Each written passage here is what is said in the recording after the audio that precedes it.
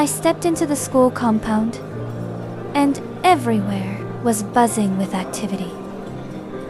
Students were moving around with their parents, trying to locate different faculties. For documentation and screening, the place was lively, a bit chaotic, but in an exciting way.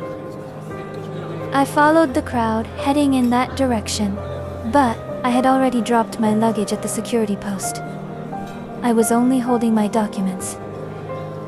After the documentation and screening process, I was given my room number and key. It turned out I was the first person assigned to my room.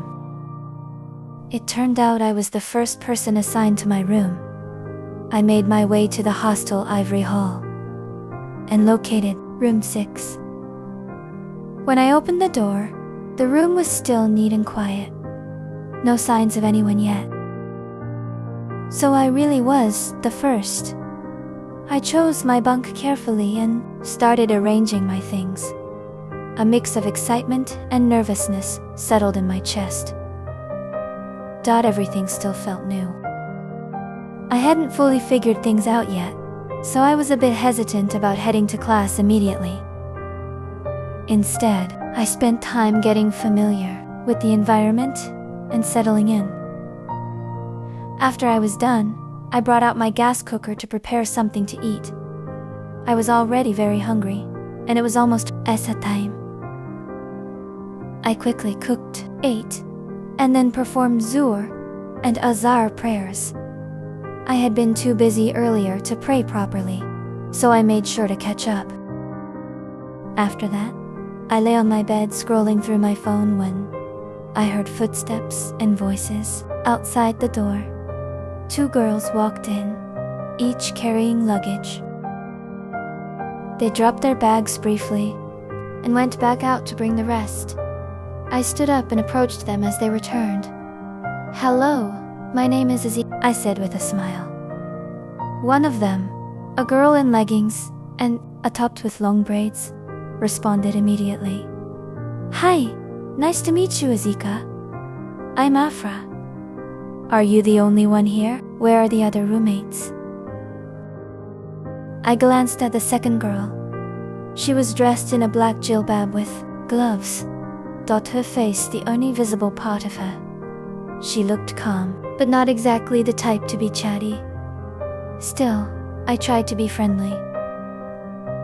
"Assalamu alaikum. Hi, is there anything I can help you with?" I asked. She turned slightly.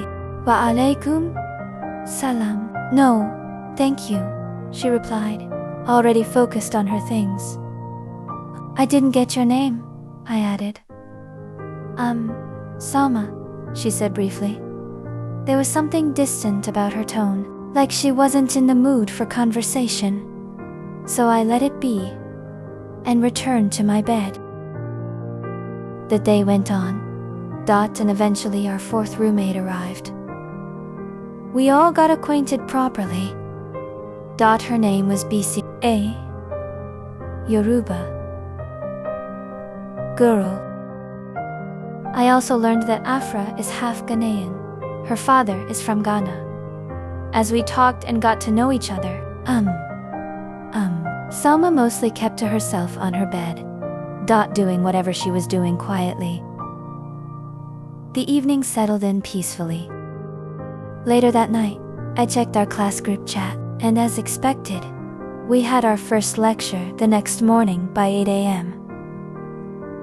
I exhaled slowly. University had finally begun. And honestly, I was looking forward to it.